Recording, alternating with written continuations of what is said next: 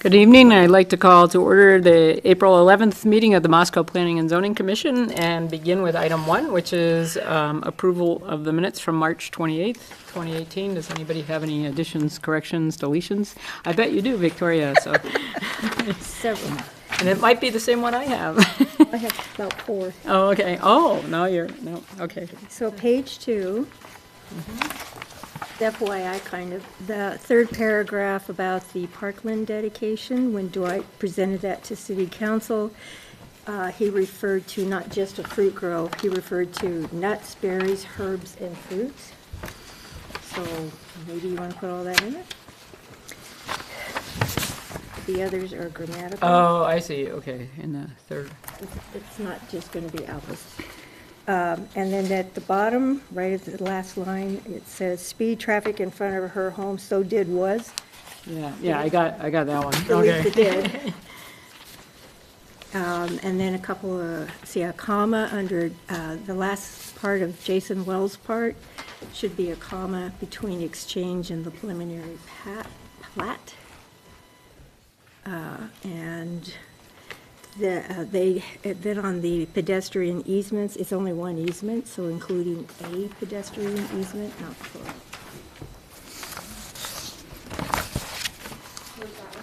That one is right above the boxes. Oh, yeah. And It's in the third line up.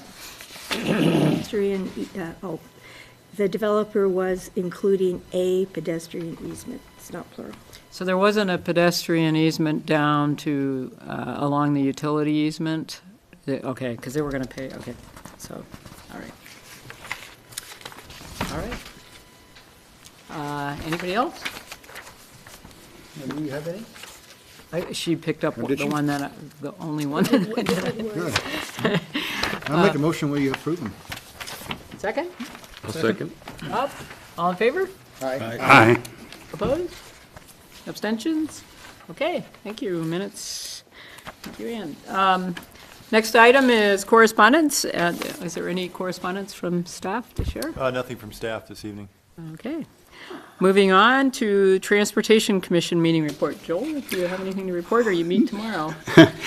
We meet tomorrow. The agenda contains 2 major items. One is a presentation by Smart Transit talking about possible changes in the bus routes, and the other will be presentation by staff talking about the disruptions in the roads we'll experience this summer construction season.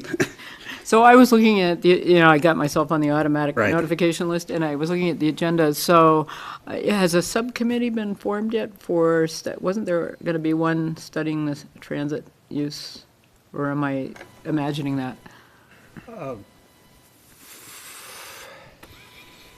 It was of Not sure I'm not sure it's actually been formed. Oh, okay. I was just Yeah. curious. Yeah.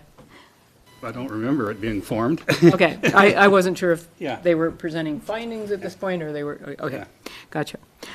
Okay. So the next item is opportunity for public comment, and there is no public present, so we will move on to item 5, which is approval of reasoned statements of relevant criteria and standards for Indian Hills 9th edition. And I imagine you want to start with maybe the subdivision plat and then do the rezone? Is that how you want to proceed? Yeah, we can do either one. But, Okay. I don't really have anything to present. Okay. It's just I've included, the standard relevant criteria and standards documents like we always do. And have the one, you can tell at the bottom, we have PP, in the footer there. PP for preliminary plat and RZ for rezone to tell the difference between the two. But other than that, they're fairly straightforward. Okay, so, and you need a motion from us to carry forward with each of these separately? Yeah, you would need to okay. approve both of them. Okay, can we begin with a motion? Is everybody, first of all, does anybody have any issues, changes with the reasoned statement regarding the preliminary plat? Any? So we're There's two different ones, and I think we're doing one at a time. So we first need to do the plat and then the rezone.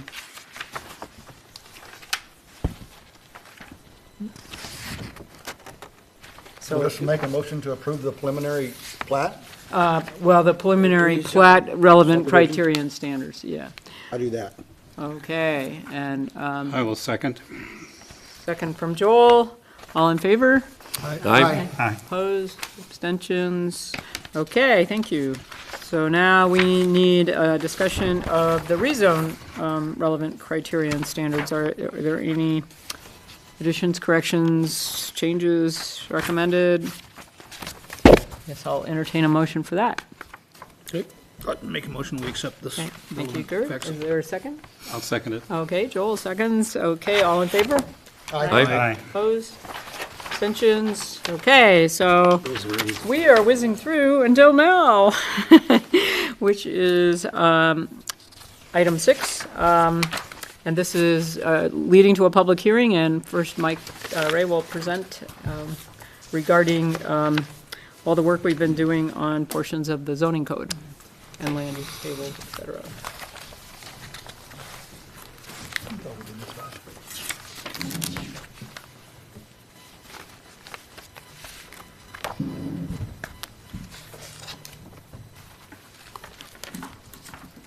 Thank you, Madam Chair, Commissioners.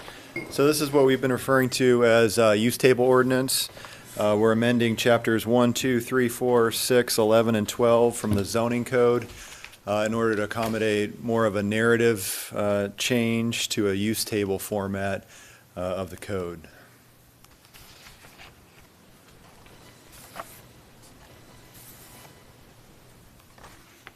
There we go.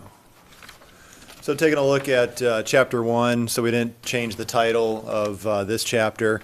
It includes our general provisions. So we have pretty much the title is included in the first section. We have an authority established for the zoning code and the zoning administrator. We have a purpose statement, relates to the adoption of the comprehensive plan, scope of the zoning code. And then the most substantive change that we've included in Chapter 1 is kind of a switching of the definition section from formerly Chapter 11 to Chapter 1.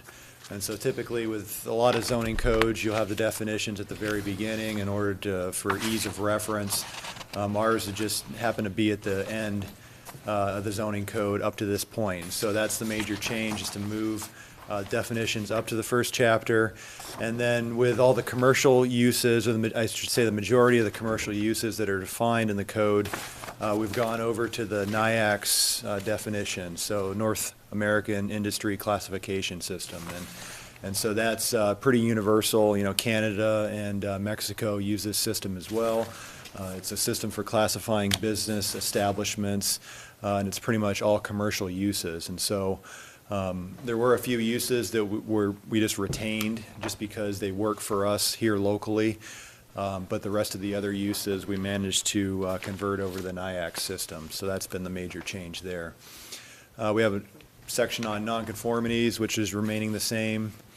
And then Chapter 2, we've ended up renaming that. It was originally residential zoning districts. Now we've included all the commercial zoning districts within this chapter, and so we'll rename that Chapter 2 zoning districts. So we start off with a section that we've ended up moving from Chapter 1. We have establishments of zoning districts. Then it goes on to adoption of the Moscow zoning map. That was moved from Section 1 as well, or Chapter 1. Rules for determination of zoning districts, that was moved from Chapter 11, Section 6, and remain the same. So none of these have changed. They've just been relocated. District purposes, and so what we've done here is we have all the zoning districts combined within this section. And since we've broken out everything that used to be underneath each zone, so you'd have all the uses, permitted uses, accessory uses, conditional uses, special uses, lot area, setback, lot width, you know, all those requirements used to be contained within each zoning district, and we've broken those out into tables, and so that leaves us with just the district purposes. And so the purposes usually go through what the intent of the zoning district is for. And anytime you're going through a rezone, it pretty much guides the application of that zoning district to certain properties. And so those are beneficial to have those remain. So just the purpose statements, but we'll go through all the zoning districts. So we have the residential ones first. We've got ag forest, farm ranch, suburban residential, low-density single-family residential, which is our R1, R2, which is our moderate-density residential, R3 is medium-density, and R4 is multifamily. Then we get into the commercial zoning districts. We've got residential office, and so these have all been relocated from Chapter 3, which is previously the commercial zoning districts chapter. So RO, neighborhood business, RTO, which is pretty much Alturas Technology Park, central business, downtown area, general business, motor business, industrial. And urban mixed commercial was the last zoning district we've created, so that and happens to be at the end of the list. And then university as well, we ended up shifting. These used to be in a Chapter 4, which was special zoning districts, and so now that we've switched and relocated these, university will be at the end of the list of zoning districts. And then we've created, we've got Legacy Crossing Overlay District, and since it's an overlay and it's different than a typical zoning district, we ended up creating a new section for that. And so creating Section 2-5, overlay and specific plan districts, give a kind of a general provisions at the very beginning. And that paragraph talks about the application of overlay districts and how they relate to the underlying zoning district. So in this case, of course, Legacy Crossings are our only overlay zone right now, and it's applied in Legacy Crossing, and the urban mixed commercial zoning district is the zone. And so that statement in the paragraph in subsection A would pretty much explain how those two relate to each other. Move on to Chapter 3. So once again, we just renamed this one Permitted Land Uses. Replaced the commercial zoning districts was formerly the title of this chapter. So moving on to Section 3-1, interpretation of a land use table. This was a new section that we added, and this was to kind of a precursor to the land use table. It explained all the acronyms that we've included within the land use table. Permitted use, permitted accessory use, conditional use, and authorized uses. So we ended up moving this from Chapter 11. So this kind of explains the exclusionary nature of our zoning code. If it's not listed, it's not allowed. Land use table, and so this was the new table that we've worked on with all the listed uses. And this is to take a look at the use table in its final form. At the very beginning, we start out with residential uses, so we go through all the dwellings in the residential zones, and then dwellings in commercial zones. Category of group living below that, so boarding houses, dorms, frat, sorority, cooperative houses included in that category. And then we list all the accessory uses, and so we've got accessory buildings are usually, we distinguish between those based upon the size a lot. So in residential zones, you're usually limited to 1,000 square feet. You can go up to 1,500 square feet through the issuance of a conditional use permit. But as far as commercial zones, it's pretty much no size limitations as far as those. Accessory dwelling units, and then we've got our two types of home occupations and our accessory gardens, which are accessory uses in any property, any zone. This was part of our urban agriculture ordinance. And then we get into the non-residential uses, so go through agricultural uses, amusement and recreation facilities, animal-related businesses, financial technology and professional services, and food and beverage service, manufacturing, public institutional uses, retail and personal services, storage services, temporary uses, vehicles and equipment, visitor accommodations, And then we've got our elements and exceedance to bulk and dimensional requirements. So we've got these special items that are usually as part of a use, so drive-through facilities, like a drive-through coffee stand. They have certain requirements, and we wanted to draw a distinction between central business and some of the other zones as going through a conditional use permit unless it's for like a financial institution. So banks are exempt downtown for their drive-through windows, but restaurants and coffee shops, things of that nature would still require a conditional use permit. And so that's why we had ended up drawing a distinction and pulling drive-through facilities out of just your standard use. And then we've included exceedance of maximum building height for permitted non-residential uses. So that's really our mechanism. You know, in the past, we've used the variance in order to issue variances for exceedance of heights for mainly institutional buildings like, you know, St. Mary's, Logos School, you know, a lot of these institutional uses. That the Hurt building was one that we issued a variance on. But really the mechanism that you should be going through, that the state legislature has determined, is the conditional use permit in order to be able to do that. And it's a lot easier because you're not held to the same standard that you are with a variance.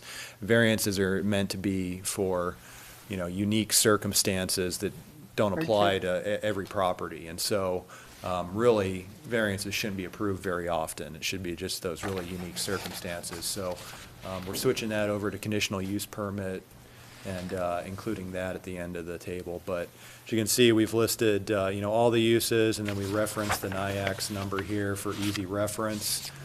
We also, in the definition section, included the NIAX number as well, so you have that at hand in case you need to look online to find more detail on the definition or a use underneath that NIAX term. So,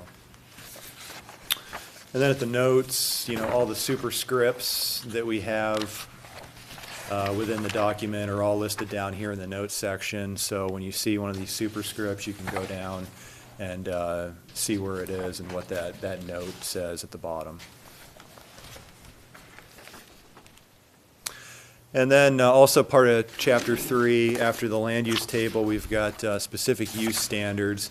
And the majority of these, actually all of them, were moved from Chapter 12. So Chapter 12 used to be the specific use standards section, and now all those have been relocated underneath this chapter, Chapter 3.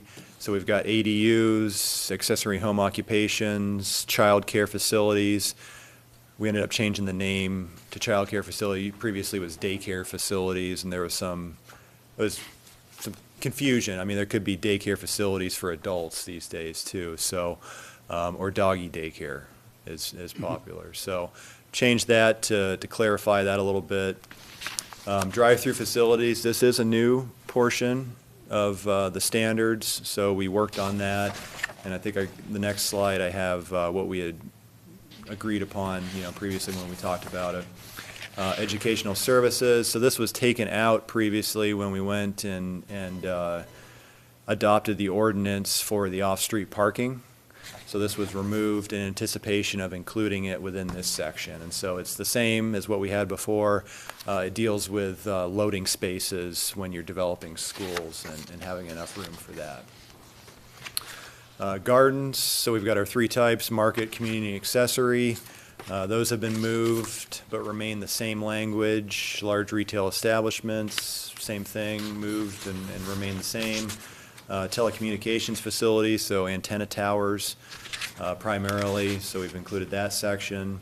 Temporary uses and townhouses. So really the only change here is just the relocation of these, and then the re-inclusion of educational services and the creation of drive-through facilities. And so, you know, when we worked on this before, our issue previously is that we just didn't address drive-through facilities, and it was mainly the queuing of vehicles. And I know we've had some complaints in our department, and we've talked through, you know, kind of our popular example, Dutch Brothers, and had taken a look at that, you know, numerous times when we were looking at, you know, the standards as well as a lot of other jurisdictions, what they require.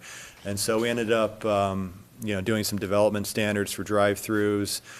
provide room for 5 queuing vehicles. Where there are 2 or more service windows provided, there shall be room for 4 queuing vehicles per service window. And so if they just have 1, it's 5. If there's 2, 4 on either side. We define the size of a queuing space, which is standard depth, which is 20 feet in length, and 12 feet in width is usually a standard, not necessarily a standard car parking space, but more of a travel lane, enough for some maneuvering there. And turning radius, 20 feet. Demarcation, just making sure that drive-through lanes are clearly demarcated with striping or curbing. Additional queuing, so the design, signage, or operational characteristics of the drive-through facility shall prevent or discourage vehicles from waiting for service on public sidewalks and streets. So we'll take, that's something we take a look at when a new facility is proposed, and work with the applicant if there's any type of issue that we can identify early on with spilling out on the sidewalk or street. And then landscaping, this is just our standard parking lot landscaping, but just specifying that, so we had taken this from our off-street parking standards and just inserted it here. And it's just where drive-through lanes are adjacent to public streets, they just provide our standard buffer, which is 3 feet in width and contains 1 tree, 1.5 inch caliper, every 40 lineal feet, and 1 shrub every 6 feet. And so that's what we currently have for parking lots, and this is, there's a determination whether or not this is necessarily a parking lot. It's more of a travel lane. So just to be clear, we inserted that in the drive-through facilities too. So that was pretty much what we had done with drive-through standards. And then I think wrapping this chapter 3 up, we have the limitations on uses table. And so previously underneath each or most zoning districts, there was limitations on uses. A lot of it pertained to outside storage, things of that nature, and so we've taken those out since we just have our purpose statements in the zones. We've put those, consolidated those in a table as well, and then moved our performance standards, not changing anything from chapter 6 to this chapter at the end of that. And this is what we ended up with the limitations on use table. So we talk about, residential zones, you deal with uses that aren't dwellings sometimes, with institutional or limited commercial uses. And they have different restrictions just so there's less of an impact on the residential neighborhood. And so these have all remained the same. I don't think any of them have changed. The only thing I think we clarified was down at the bottom, and Scott's not here, or else he can appreciate this one, is we just used to have an issue with accessory structures and meters. And so most accessory structures, we require the meter to come off the main house, so all the utilities and everything. And it just prevents a little bit more of a headache for us down the line, because if you have a large shop on your residence and you're in a residential zone and you have a separate meter, maybe sometime down the line, people are less likelihood to try to rent that out for a use that might not be allowed. So if you have a large garage and all of a sudden it turns into a contractor garage in the middle of a residential neighborhood, that's primarily why this was originally instated. But there are circumstances where you have large properties and then the accessory structure is pretty far away from the primary structure, and we have granted exceptions in the past. Just recorded something with the owner saying that they can only use it per what the zoning allows, and so we've just clarified that to say that in the event the distance between the principal use and the accessory use is determined to be an exceptionally long, the zoning administrator can grant another meter for that accessory structure. So that's really the only change within the limitations on uses section. Then Chapter 4 gets us to bulk and placement regulations. So this is where all the setback requirements, lot size, lot width, coverage, open space, things of that nature went. This replaced our special zoning districts, which used to contain University Zone and Legacy Crossing. So we have an introduction, kind of section that explains the bulk and placement regulations, and then we've got the bulk and placement regulations table. So all this used to be contained underneath each zoning district. We'd have this all duplicated, and now we've broken it out into the table and for all zones. So this is what we ended up with, all the zones at the top, go through minimum lot requirements. So we've got lot area, lot width, setback requirements. We have some exceptions for different types of structures. So twin homes, townhouses are different. Garage door setbacks are a little bit different. And then accessory structures, depending upon the size, that could range as well as far as setback requirements. So makes for easy reference. You're looking at the zone that you're in. You can easily cross-reference, what the minimum lot area is, lot width, gives you all your setbacks. It's kind of a one-shop table to figure out all those requirements, and instead of thumbing through all the different pages of the zoning code in order to be able to find that. So that's what we ended up with, and this is the end of it. So we have some common open space, kind of cut off, but pretty much says 75, I think 75 square feet per dwelling. 75 per dwelling unit, it says. And then maximum building height in feet. And so looking at all the building heights and all the various zones here. And then we've got all the superscripts listed down here with the notes in this section, so you can reference those. Still in Chapter 4, we have this exceptions to height regulations. So these are for things like chimneys, antennas. We included solar panels in those. Those are questions we get quite a bit, and they're not, indoor floor space. We've always said they're exempt, but might as well make it clear and put them as one of the items listed underneath the exceptions. So that was the only change there, and that's been moved from Chapter 6 to Chapter 4. We have, and this is new, we've got a new setback section. Some portions ended up being shifted over from Chapter 6, but we've, a lot of these were in Chapter 6, and then we had to go back through the definition section in order to get some of the fine nuances. And so we ended up just creating a section, so all the setback requirements were just right in this section. So we begin with a definition of what setbacks are, kind of how you measure them with the setback measurement, permitted projections into required setbacks. So these are like unwalled porches, small porch additions, decks, flat works, things like that that are allowed to project, and how much they're allowed to project within, whether it be front, rear, side, street side setbacks. It kind of covers all those items. Our setback measurements will vary depending upon what street you're on. If you're on a local neighborhood street, we ended up changing that a number of years ago to measure from the back edge of the sidewalk, just because of consistency within neighborhoods. In Fort Russell and a lot of the older neighborhoods, they have 80-foot right-of-ways, and maybe your property line doesn't start until close to your front of your house, and so it's never made sense to pull a setback measurement off of that. So that was a great change that we made a while ago, and that's just reflected in the setback measurement. It used to be hidden in the definition section, so you'd look at front yard measurement, and it was underneath that definition. You could never find it, and so we've brought it out here underneath this setback section and listed how you measure those, so that'll be beneficial. Exceptions to required setbacks. We have some exceptions there. We have alternate front yard setback requirements.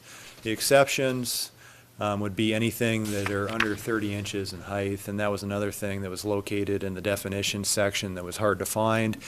And then it's always been our interpretation that so you can have a deck that's maybe up to 30 inches in height, but most decks have guardrails or handrails on them, and so underneath that we included a section about how guardrail or handrail of a certain height doesn't count towards the 30-inch measurement. So just to clarify that, but it's something that we've always, worked with and interpreted. It just wasn't codified, so we took the liberty to include that within that section. And then alternate front yard setback, that was just relocated from Chapter 6. That's entirely the same as what we had before, letting you average, if you have an issue with the front setback, letting you average the two adjacent homes on either side, or looking at 60% of the block. If they have non-conforming front setbacks, it lets you, take whatever the average of the non-conforming setbacks on the block are to give you some flexibility to add off the front. And then we address setbacks for flag lots. It's another item that's always been our interpretation, but hasn't necessarily been codified. So we discuss that, and then we follow it up with some illustrations, and I've got that on the next slide. But the last section is just access to lots and buildings, and that's just been relocated from Chapter 6 and hasn't been changed at all. So these are the illustrations, the two figures that we ended up creating for the setback measurements. So just taking your common corner lot with a street side setback, front setback, showing kind of common property lines, and then how you measure from the back edge of the sidewalk to get your front setback, your typical side and common rear setbacks, and then how to measure a flagpole lot. And so it's a good illustration, and it's mainly just this front setback, how we measure that from the center of the flag pole portion and do a radius for the front setback, and then your common rear side combination setbacks, and then another side here to the south. Just providing a couple illustrations to better convey what the requirements are. So it brings us to Chapter 6. Not a whole lot left in this chapter, and we've got some big sections, but we've relocated quite a bit. Section 6-1, accessory building setbacks has remained. Exceptions to height regulations, we ended up relocating that, as well as the access to lots and buildings. Those have both been moved to Chapter 4. Curb cuts have been eliminated, so we talked about that previously. It's been duplicated in engineering standards. And engineering really controls the curb cuts and the approaches to the street, and so it didn't do any good to have them in two locations, especially in a location where we were supposedly responsible for something that we weren't. So we ended up just eliminating that and just retaining it in engineering street standards for them to administer. And it'll be easier if they want to change something in the future, so we don't have to go back and have these conflicting codes. So just ended up eliminating that. Off-street parking requirements, this moves up to Section 6-2 after we eliminate those three sections. And the only change here is just the new off-street parking table. So with all the new uses that we've listed and defined, we just need to have that correspond to those uses. And so we ended up creating the table, and I've got that on the next slide, but we do have loading requirements, which has stayed the same. And then our performance standards has moved to Chapter 3, so that's been eliminated. And this is the parking table. So we've got, same format, all of our residential uses in the same order, all the non-residential uses in the same order with all the categories. And then we've just got the number of automobile parking spaces on the right side of the column there, and go through pretty much all of those. And a few notes at the bottom. We have a section that legal has as reserved that they wanted to keep there. Buffer yard requirements is staying the same location. We've got alternate front yard requirement, which has been moved to Chapter 4, as well as those permitted projections.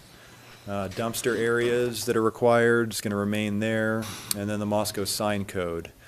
And so we've got small code amendment that we'll talk about here in a second to the Moscow sign code within this section, but other than that, the remainder of the sign code staying the same. We cover fences and outdoor lighting, which will remain within Chapter 6.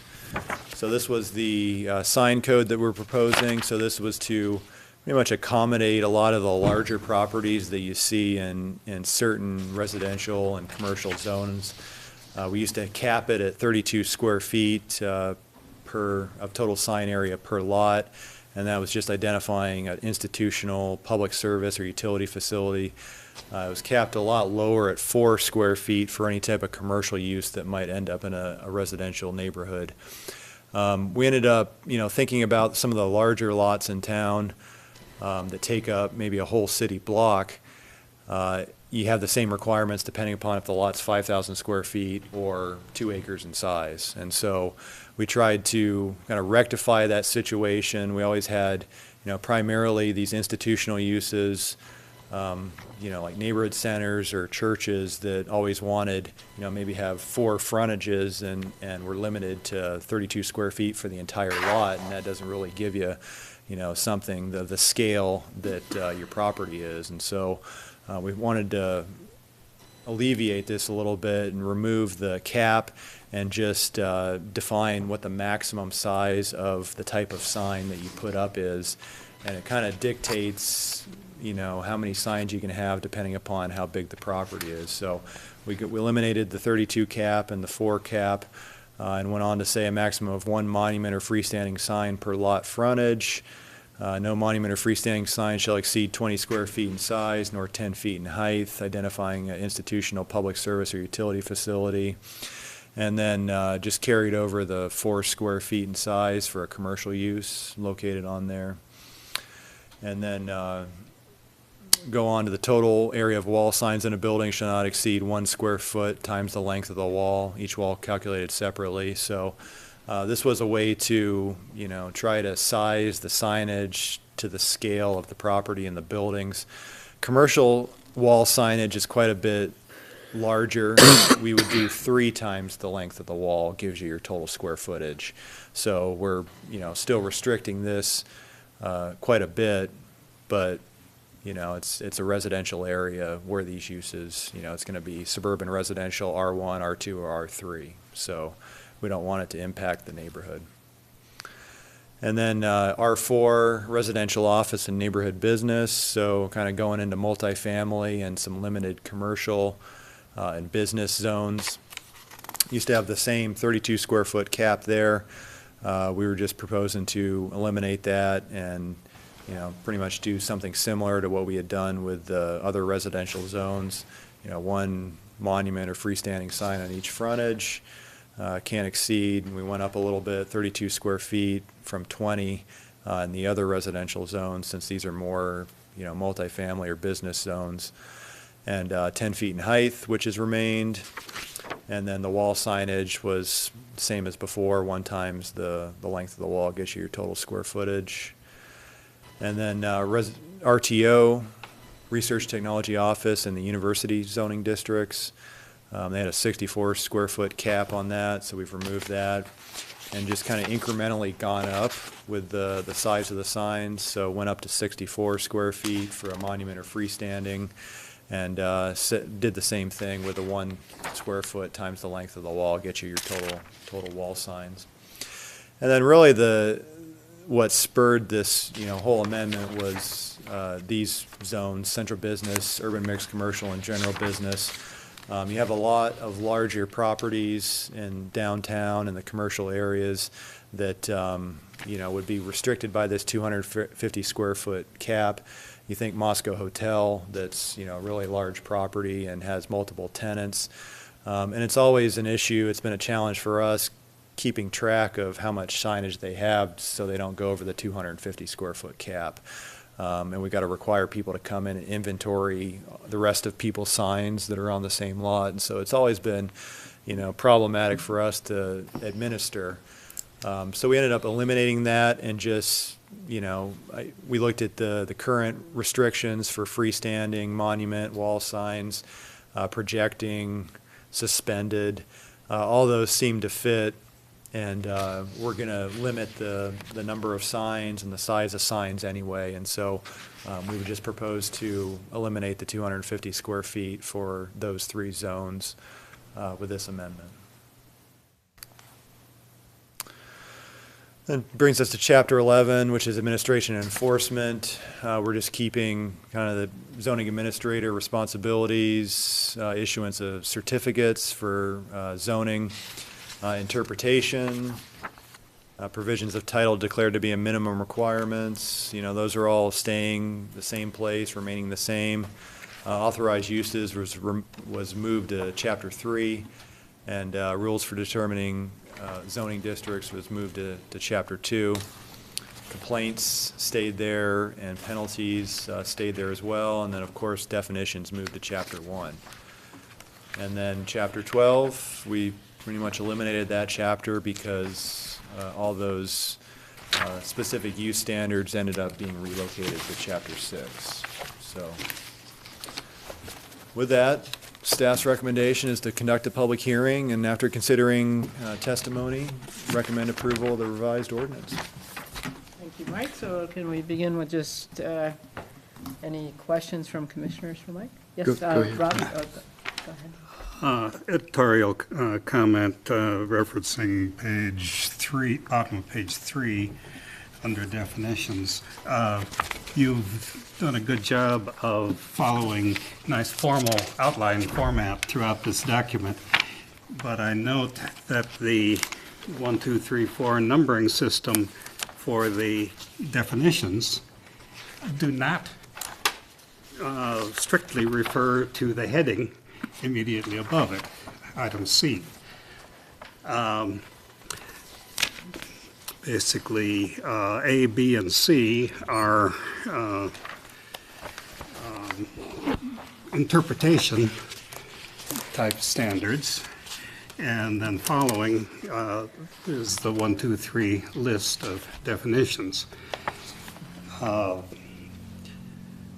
would suggest that maybe there should be another heading above what's currently the ABC interpretation type phrases. That could be heading A. And a heading above the 1, 2, 3 list of definitions, so that the definition listing can follow the strict outline rule of referring to the heading above it. Does that make sense? Yeah, you need another subheading, probably, Yeah. at least one. Just move the definitions down and put something else in the definition spot. Yeah, the definitions don't refer to item C, which is the heading immediately above it. Yeah, maybe just move that definitions down below C and Yeah, well, leave it with what you got. there could be a new heading in there, basically the list of definitions, and a new heading above ABC, and maybe that for the purpose of the zoning code, certain words used in here are defined as follows, some way to make that a heading. Can you just make that a D? Yeah, Like so that you would just do A, B, C, and move those up, and then for what we have, the sentence underneath definition, so for the purpose of this zoning code, certain words and terms used herein are defined as follows, and then just move that maybe as subsection D right up above accessory dwelling unit, the start of definitions. Is that what you're referring to? I was saying just put definitions below C Yeah, when you start doing the definitions, and maybe just put, Put a new heading yeah, above. something New else heading above above 1. A. Which can just be a D, definitions, or a sentence, or whatever you want. Right. But just D and then do your definition. Maybe just to meet explanation of definitions or whatever it is. In other words, you can just tell it what it is. Those A, B, and C aren't definitions. They're just telling you Interpretation. interpretation, yeah. So that could just have a, A heading like zoning code or something like that, and then just move definitions down below C.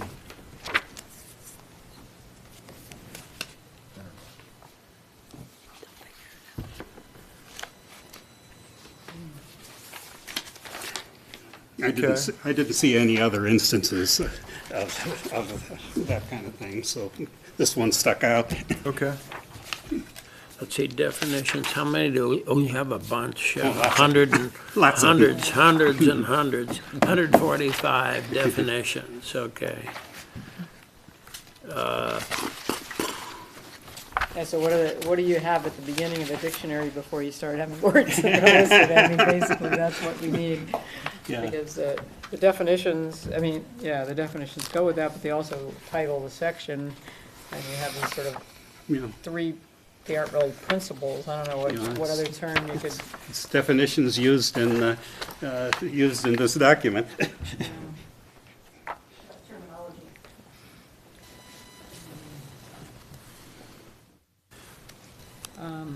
I think you've probably been looking at it so long and so close that you bumped probably right into the bark on the tree. It is a little bit, probably a little odd, so could think of Wendy?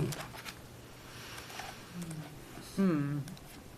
oh, yes, Rob. Well, sorry. I guess this raises in my mind, if we make a change like this at a presentation at a public hearing, are we going to have to redo a public hearing Well, you can approve it with the modification. with the modification? Sure. Okay. I think Victoria's idea of just having D and put whatever, And move that if you sentence wanted to down. put definition again, you could, but it just then, that whole subsection, as Joel has brought up, do it as simply as possible. How about Yeah. zoning terms and definitions as the, or, I don't know if terms, but, you know, it looks like, because there's an explanation about the NEICS, et cetera, you know, there's got to be something that covers those first three that would nail it on the head. You know, the ABC. But I'd have to get back and look at the forest again in terms of the whole code. Your outline did that so well. I mean, Yeah. it kind of put us out of the trees, at least after going through this. You know, it was nice to see that. Well, can we leave it to Mike to- staff to Yes. to Clarify. reconcile this and to come up with a suggestion as to how we might change it at the public hearing? Well, this is the public hearing, so. Well, I guess this is. It's not officially open yet, but, but it is the public hearing. It's been noticed, et cetera. Well, you could certainly, you know, I think it's more of, It's just a housekeeping thing, it's not a change, there's no substantial change, so it's, in my mind. Just consistency with the format that's used in the rest of the document. Right. Yeah. okay. Well, I think you can just give us direction that you would recommend, you know, if you do end up recommending approval with the modification to the structure at the beginning of the definition section, we could pull that off. Okay, Wendy, Okay. I saw a typo. Page 91.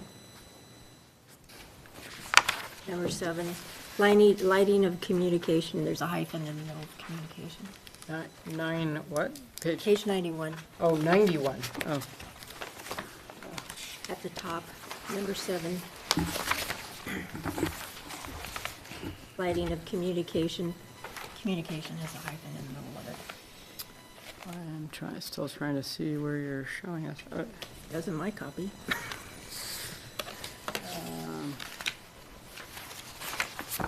I see it.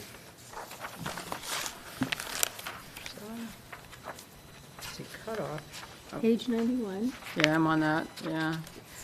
But I wonder if, are you looking at the one that was handed out tonight or Yeah, earlier? when it Okay. was handed out. to me. Okay, It's just there was a line break at one point, so there's a leftover hyphen. Okay. That's why it jumped out, because there's a line in the middle of the word. Wendy, one more question for Mike, if I could. Yes, yes. please. I'm just trying to reconcile your presentation to Chapter 3, and the numbering that you had up on the screen was different. You had 3.1 is interpretation, 3.2 is authorized uses, 3.3 is land table in the presentation, which is a little different than what you're showing here as 3132. I just want to make sure that what we're seeing in our draft copy is what you had, that's what the actual is. It is. Okay. Yeah. Other questions, comments? Go ahead. All right, so, I go do ahead. have one, just generic question. Was this announced just in the newspaper, or do you, who do you think would be most interested in the things that are in this, this change? Do you think developers mostly, or do you think? I was just curious, as we do things, whether there's any, the fact that the crowd is so large, of course, it is interesting in itself. And I was just thinking about whether, I presume it was in the newspaper, you know, which would Yep. be normal. And I'm not particularly critical of that, but I've wondered if you thought there's any subgroups in the city that are more interested in what this is or not. Who are the people who complain about fighting their way through the code? Or is this mostly for staff? Well, I think this is for everybody. I mean, anybody that uses the code and interacts with city government is going to have an advantage here. We have to deal with it every day. We deal with customers coming in every day that use it. We deal with architects, engineers, contractors that have to wade through it. We deal with the public that looks up certain requirements and double checks that we're doing things right and sees, you know, what their neighbor can and can't do, what they can and can't do. You know, it pretty much benefits, I'd say, the entire community and people outside of the community that are looking at doing business in the city. It seems like the whole purpose has been to just make it easier and more clear to use. And so, as an architect, if I were out there, I probably wouldn't come to a hearing about that. I'd just be glad we're doing it. And, you know, that's my feeling about it. Yeah, Just trying to simplify it, and I think we right. I mean, it's not like we're making a giant change in regulations, it's just that we're Right. restructuring how we convey those regulations. I mean, if we And started so- changing the zoning map Yeah. around or something like that, Ex- you'd have the room full of people. Yeah. It's, Yeah. Yeah. it's really just, It's kind of like the dictionary. Right. You don't sit around reading, most people don't sit around reading the dictionary. It's when you need something, you go and look for it. right. And So it's a resource, yeah, I mean, change, yes. I'm willing to make a motion. Well, I think I have to open the public hearing okay. and close it first, if you don't. I'd like to make one more comment. Okay, There's a huge amount of work to this, yes. and I really appreciate the clarification and the simplification and the ease of use that this has gone to, and I'd like to acknowledge that. It's a Yes. lot of Yes, good work. absolutely. Yeah, and my money is on, you might not get a lot of people here at the hearing, but I think people that now come in and use this are gonna be Right. really happy. Yeah. Right. Okay, so I will now open the public hearing. And there is no one present in the audience, and that must be a good thing. It must mean the job has been done Yes. perfectly. And so I will now close the public hearing. And I guess we're ready, we've had an internal discussion, but does anybody have anything to add to that? So I think at this point, we just need a motion to accept. I think Joel's got you. I move that we accept the document as read, as written, except with one change, and that would be to, on page 3, following item C at the bottom, insert another heading, Right. item D, definitions used in this, definitions used herein. Okay. Right, is there a second? I'll And also Seconded. with the, could I ask you to add the typo, also picking up any typo. typos that have been identified? Okay. Yeah. I'll second. And you'll second, Mike? Okay, all in favor? Aye. Opposed? Okay, so I guess at this point, we don't have any relevant criteria and standards because it's it's basically an ordinance, correct? So that's where we go from here, so we're done. We just forward it to city council. With approval, yeah. All right. So, the next item is our astounding budget for 2019. Which, I guess, what I would like to ask about this, Mike has put a proposal together, and maybe we should bring in a speaker on a topic and start thinking about, I don't know if we even used any money last year, did we? We would just, typically we just use the money, or a portion of the money for the nameplates, gift cards for departing members. And I think that's about it. Well, everybody's going to stay on the commission this year, so we don't need that. So maybe we can use it. I like the idea of when you go to planning conferences, which I think you and many of the folks in the state go a couple times a year, if you run into somebody who's really interesting and has unique ideas on planning issues, that would really be a good place to find somebody that say, would you mind, we'd be happy to pay you to come and do a presentation. You know, That would be I think that's a place, rather than just looking across the land when because I suspect you have good presenters at the planning conferences that you do go to. Yeah, we do, and we also talked about if commissioners wanted to attend, any of the conferences. I know that. what's in the forecast? I mean, what's coming up in the planning world in terms of, I the can one at Priest distribute, Lake? we have, the one that happens up at Priest Lake, which is a really great conference. It is, yeah. It's Idaho, or not Idaho, but Washington APA.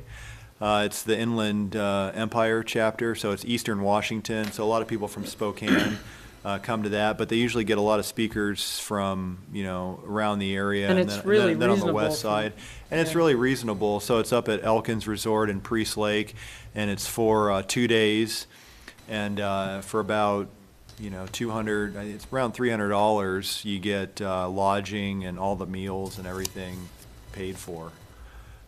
With that, and so I usually try to make it every year, but some years I don't. And but yeah, you usually meet some really interesting and neat speakers at that conference. Do you know where we can find an agenda of what they're focusing on for this year? It's we usually can- in May, right? It's at the end of May. I've been to it a First couple of times. June, Oh, yeah. first of June. I think maybe the last day of May, 1st of June is when it is. It's the week of Memorial Day weekend.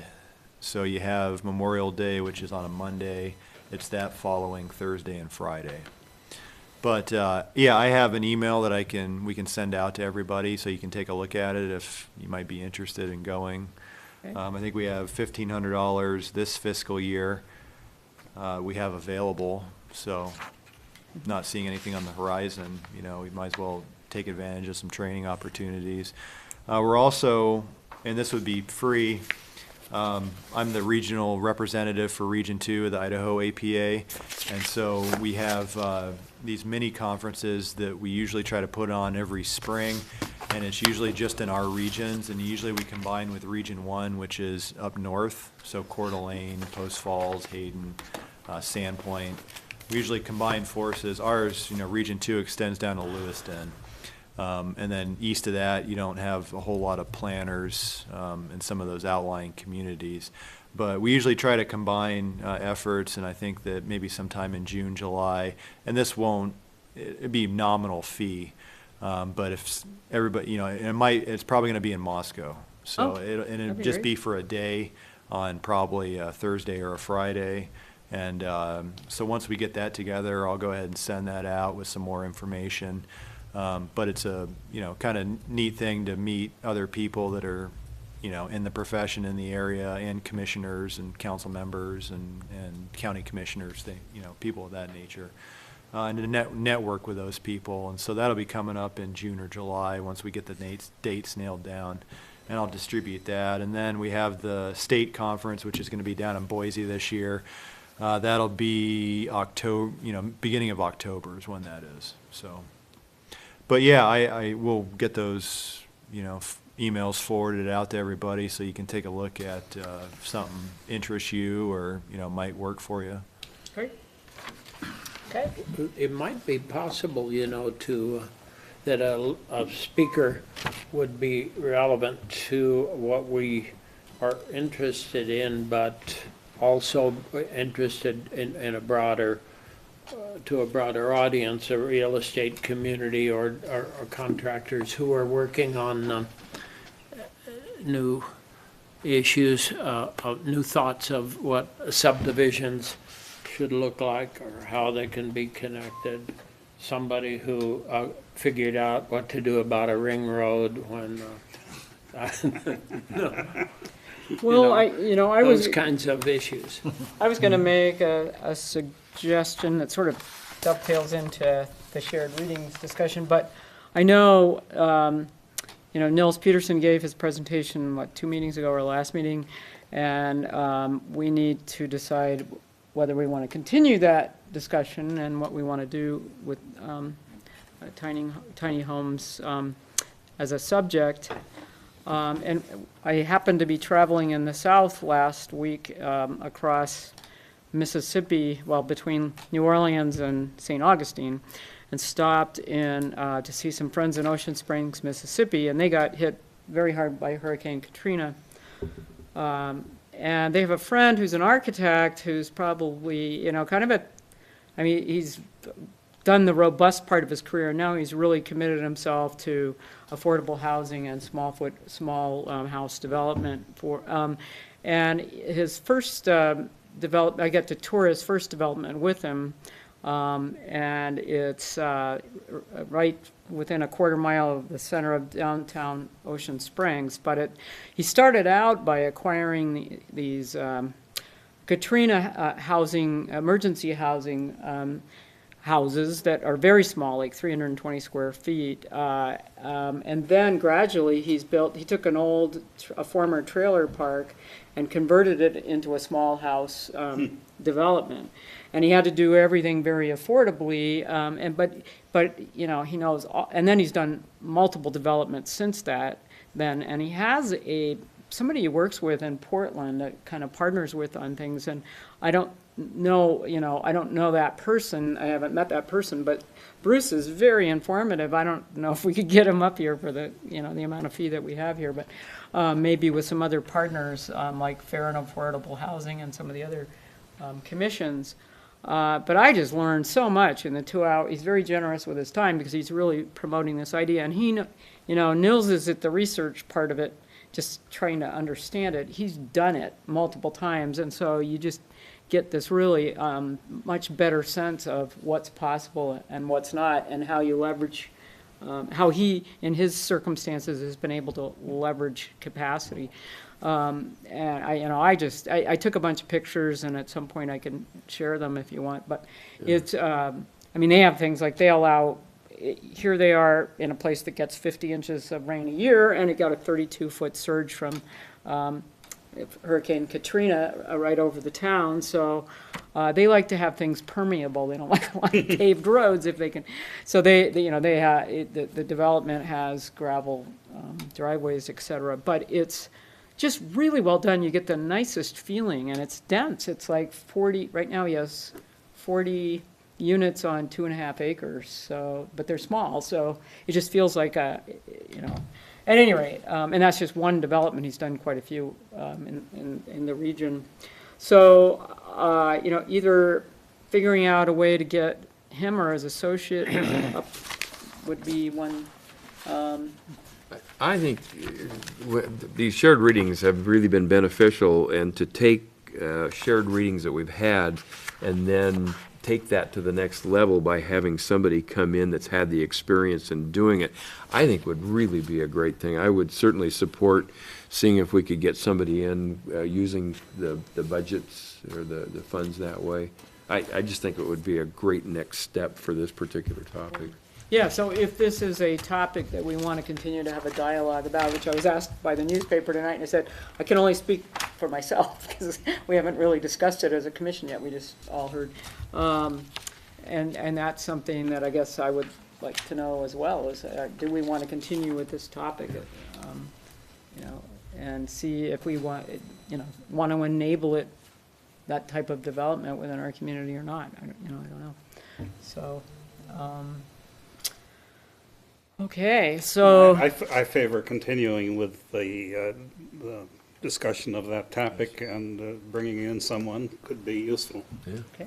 Yeah, I went to an entirely different kind of town last week myself, but Park City has a problem that all the resort towns have of forcing the people who work there to live 30, 40 miles away, because, and so Park City's working really hard at these affordable units in smaller things, not apartments, but things that you can buy, that you can get equity in, because I think renting doesn't help people become part of the community as much as owning, if you can find something small. And I don't know that it would be relevant to anything we do, but I was impressed. We went prancing around looking at several of these developments in Park City that are these little two-story, pretty, I wouldn't call them exactly tiny, but small units that look like things people can afford. And somehow, I'm guessing the city of Park City is somehow conjuring up a way that the buying them is more affordable, and they have somehow controls on appreciation or something, so that they don't, because it just looks like so many of the resort towns, Park City is just going totally nuts. Houses that were worth $300,000 15 years ago are now worth 1.3 million. And it's just Well, a 300 ridiculous. square foot crib in Telluride, a miner's crib goes, back in 10 years ago was going for 800,000. I mean, So it seems So, like the affordable yeah. thing is something really right. useful as Right. as the world. but it's the continues. land underneath them, that drives those resort towns. My out, guess yeah. is that that's what the cities in Park City, it didn't Yeah. quite, it was a little complicated, and I didn't spend much time with it, but I presume they might be subsidizing the land or something. I don't know exactly how they're doing it, but. Well, they require developers to put a certain percentage of their housing units towards Yeah. affordable housing. Yeah. So they do, we can't do that in Idaho. We don't have, the state legislature hasn't given us the authority in order This to isn't inclusionary. Washington, it's what you're gonna try and tell me. But yeah, Reality check. yeah. But that's how they do it, is they require a certain Maybe we'd have percentage to come of back to development that. projects to be affordable, just for that main reason. So, that brings us to shared readings, and we had those two short little pieces on the web. Does anybody have any comments on either one of them? I'm fascinated by the idea of building something that can be expanded. That it's the kind of thing I would want if I were in the market for a starter home. Right. Well, I think about. That's what I places- got. I think about place, and sometimes it's easier to do within a planned unit development in the way that the land is parceled out. I mean, I was thinking about village homes in in Davis, California, and one of the original ideas of the developer, there's this shared open space system of edible landscape, et cetera, but they built very small houses that could be added onto, and many of them have been in different ways. And it's harder to do it if you're trying to do these tight little parcels where there's nowhere to expand. And but yeah, so you were talking about the second article in particular, where the unfinished. The short one, where Well, they both. the pictures of the attached. What's his name? The Chilean architecture. Yeah. The Chilean, I should say. attached structures, probably zero lot line Right. structures, which were a completed house and a Space. roof. Yeah. And fill in the Right. blanks. Right, and that is. I'd be curious, be interesting to have Nels do the numbers on structures like that. Because that's kind of the sticky wicket, is how the lot prices around here impact that. Right. And that gets you into putting, to a degree, small house on big lot. Yeah. Well, it's the zero lot Yeah. line type structures, which we do allow under certain circumstances. Take a bigger parcel and divide it up into narrower parcels. Well, what I learned from Bruce Tolar, who was the architect I was talking about, is that the particular development that we looked at, the average per square foot cost was $80 a square foot, and then $20 for the land, and they used and that was within, like I said, really close to downtown, where the real estate values are fairly high, but it was a former trailer park, so they were able to acquire that. But the economy comes in multiple development. I mean, multiple buildings, not in trying to do it one at a time. And that's he spreads the costs of over the whole development rather than just trying to do it one at a time. He said he couldn't do it that way. So that's one of the problems I saw with the model, some of the numbers that Nils was talking about, trying to do one at a time. It's really hard. It's almost like it seems like what we already have set up kind of is accessory dwellings that they wouldn't be owned, but at least they would be affordable rentals. Were his all site built? They were a combination. He's tried because he's done this over time. The first were just Katrina cottages that they pulled in from other places. And so he bought them for $10,000. They were built for $40,000.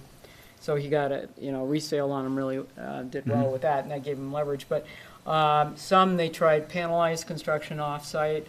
They found that it was just as economical to stick build on-site. So doing multiple at a time. It's a slightly different building environment there, but not all that different really. They're having to deal with pretty, hurricane problems, and You get it's heat and humidity instead of cold and right, exactly. frost. And they need to be on permanent foundations, et cetera. And the foundations need to be high. So, Yeah, I just, I think there's a wealth of knowledge there that if somebody, if we wanted to know more about it, that would be the type of person to bring in for Nils's group as well, So maybe there's a way we can leverage a couple of different associated commissions that are, or other nonprofits that are interested to help fund. I don't know what it would cost even. I could look into that, but. Or maybe you run into somebody who's already doing this type of development in the Northwest. Well, I know before we were looking at trying to bring in Chuck Marone with the Strong Towns, Yeah. organization, and I think his fees were thousands of dollars. He was pretty. Of course, he's coming. Well, I guess your person would be coming from the south. Well, yeah, he'd probably want to travel.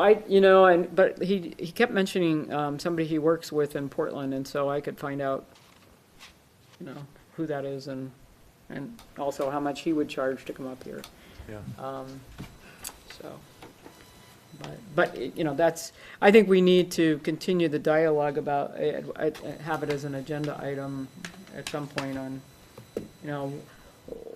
what we would really need to do to even ordinance-wise enable this to happen. What does it mean and where would we allow it? And Yeah, I think, I said last time, this sort of looks like our new ADU 3-year effort to figure out all the ramifications and how you make it pay. I mean, it'd be great to have it as an option to do here in town, but as we're learning, you start pulling on the string, it leads to some interesting places in terms of the regulations and costs. Well, it's just the availability of land within town Yeah. is almost non-existent, it seems like, so. Do you get the impression then, Mike, that any town that is making some progress on special affordable kinds of development probably has to start at the state legislature? Do you get that impression? In other words, it's hard for local governments local government as in Portland can do things, but local government as in Moscow is not so, I suppose, you look toward the state, and if somebody in Olympia puts something together, it probably helps, huh? Well, we just, we haven't been given the mechanism to just outright require it. We have to go and incentivize it. So somehow that, maybe it's a density increase to include affordable housing within your development. Those are things that communities in Idaho are able to do. Maybe it's height, floor area ratio, allowing increases in those things if you provide affordable housing as part of your project. And so that's what some communities do here in Idaho.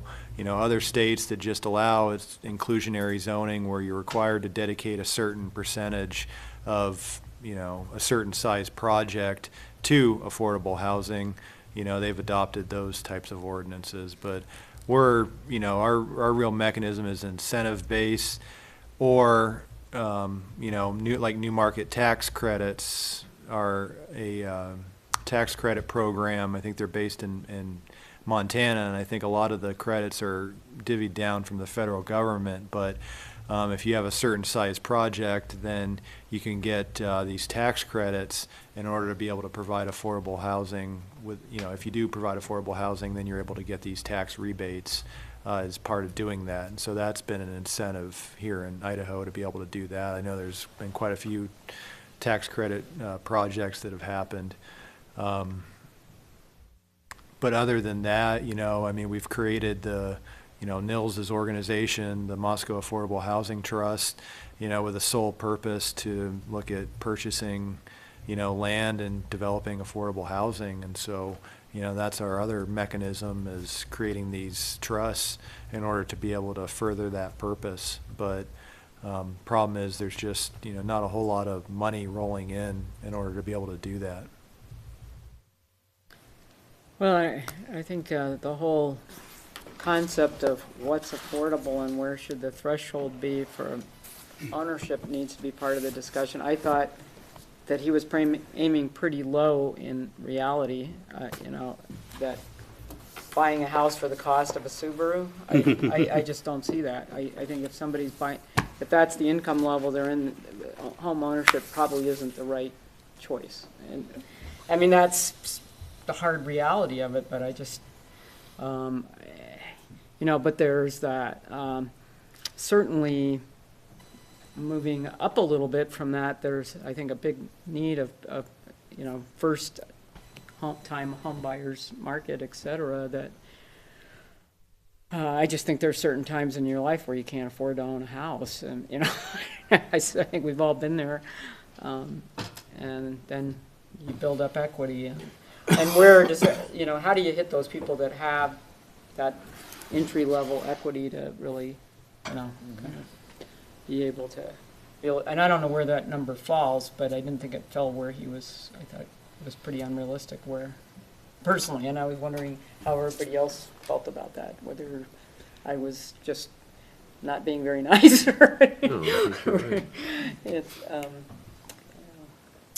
it's Well, it clearly depends on where one is. well, he was talking about this Yeah, context, right. So I'm talking about this context Right. also. If you're in Seattle, you better well have $400,000 Right. to buy anything. So if you So, want to be a early owner, yeah. you need to figure out how to get a job in Detroit and for $500 There's buy a lots of house. land that you could do tiny houses on. Well, his first point was you can't put a small house on a Big lot. regular lot. Right. I mean, you look Right. at the Right. typical lot size, it's never going to pencil out. I mean, Right. you need to end up doing some type of compact PUD type scenario with a lot of them, more, that's why we've always thought that the mobile home park kind of model, and that's probably the most amount of interest that we've gotten, is just people wanting to move tiny homes into mobile home parks, and or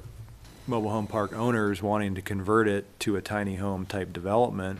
And nobody's, I mean, we could go through a PUD, things like that right now in order to be able to do that, but nobody's done it yet. But yeah, that's the thing. You look up and anywhere else, I mean, right now in Post Falls and Coeur d'Alene, I think they may have the highest, it may be coming out that they have the highest growth rate in the nation right now, with Kootenai County and that area. And, so you have a lot that's $200,000. Well, you're not going to put a tiny home on that, and so they're not even really looking at it up there. I mean, out in the county, they have a lot of the same inquiries that we do, but, it's just that it's unreasonable to have a lot that you just put a tiny home on it. It needs to be more of a multi-unit development. One thing their plan, it's probably not their current planner, but a planner maybe 5 years ago called me in as a consultant with a friend of mine who's a planner up in, or was a planning faculty member up at Eastern. And Coeur d'Alene's up against their boundaries. I mean, they have nowhere to expand. And so they've decided to densify as their only mode for growth.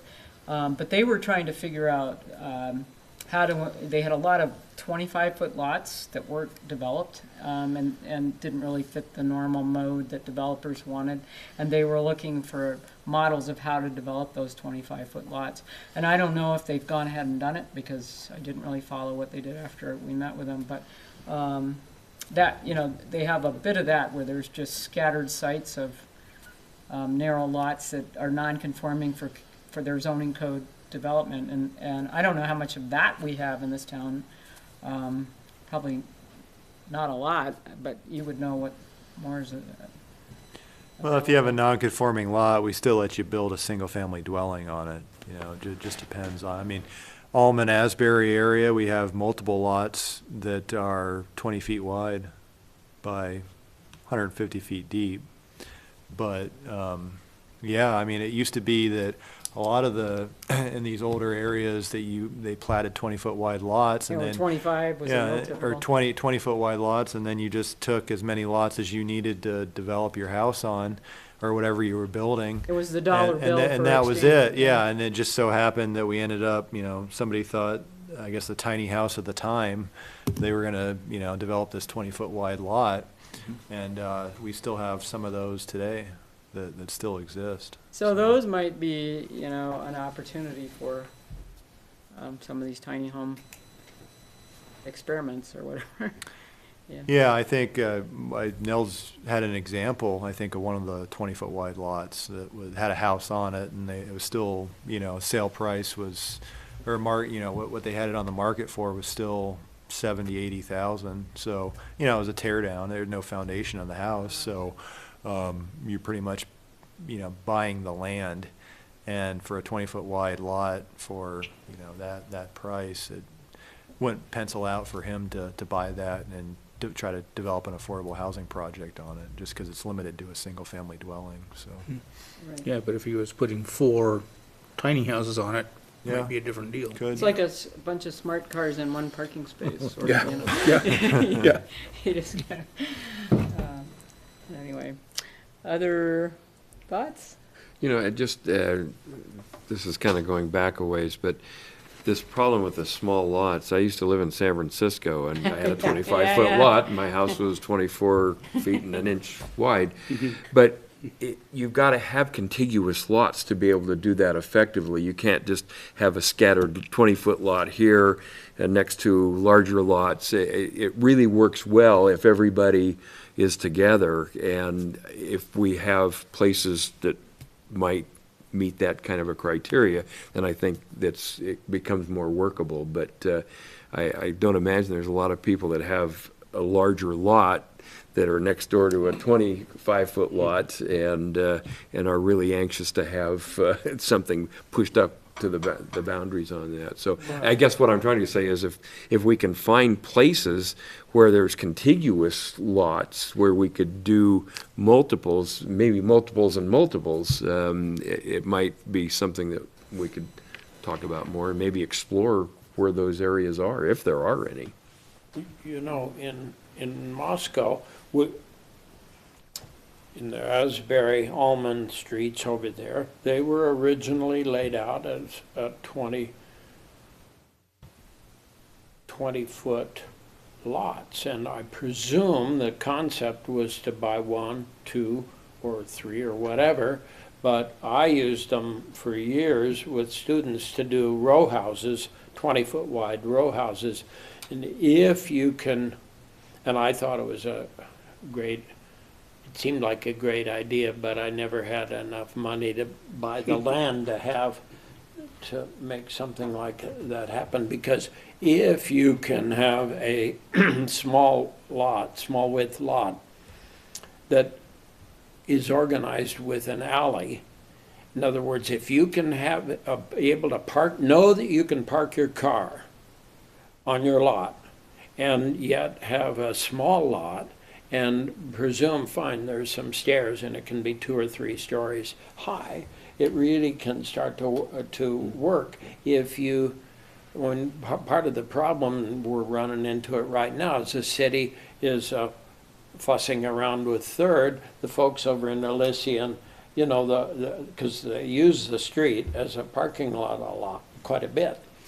And but if you can promise people that parking place, it's a big deal, and still have a small place, and yet often the alleys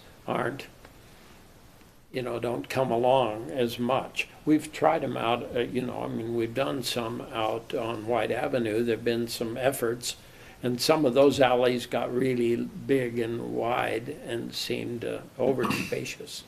But it does seem like there's some possibilities for that.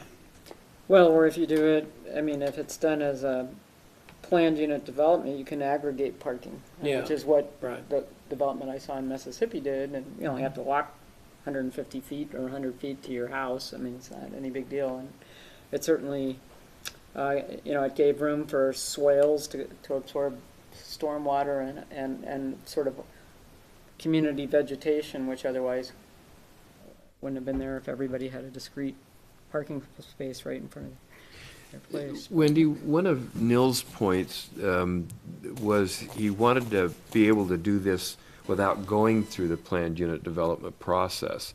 I don't know if he perceived that added costs, but I don't know if that needs to be a part of the discussion and something that we might look at doing under certain circumstances where we could do it where it didn't require the PUD to move forward with a project like that. I don't know if that's a possibility, but I do distinctly remember him talking about he was trying to avoid doing it through a PUD. He just wants to avoid the crowd and all the public outcry, probably, I think, is what he was worried about. Yeah. But I think that's the only way it's going to work if you do a development like a trailer park area type. I mean, just do it one big development and save your money on the electricity and your water and somehow package that all into one big package. And Well, Ocean Springs has become a pretty it's had people living there for hundreds of years with plantation houses that all finally got blown out by Hurricane Katrina, which is sort of, but also they didn't get any pushback really from the community. The community was delighted because it was well done and it was a step up from the trailer park. It was just, people felt like there was permanence and a need for it, so. That's why I think it'd be really valuable if we could get him up here, or another person that's done it successfully. Right. And actually broke even or made money on it, and then we can have a much better idea of what it takes to be able to pull it off. Yeah, and I don't think making a lot of money it was part of his objective, but it would be for most people. I mean, that's one of the that's the problems. bottom line for most. Yeah. Yep. But it's just the point in his career that he Yeah. doesn't need to do that as much. But that's an issue too, as who's going to want to take it on. But well, any other comments about either article or? Okay, well, I guess meeting adjourned. Adjourn. Thank you for all your work on the zoning code. Do we have a public mic?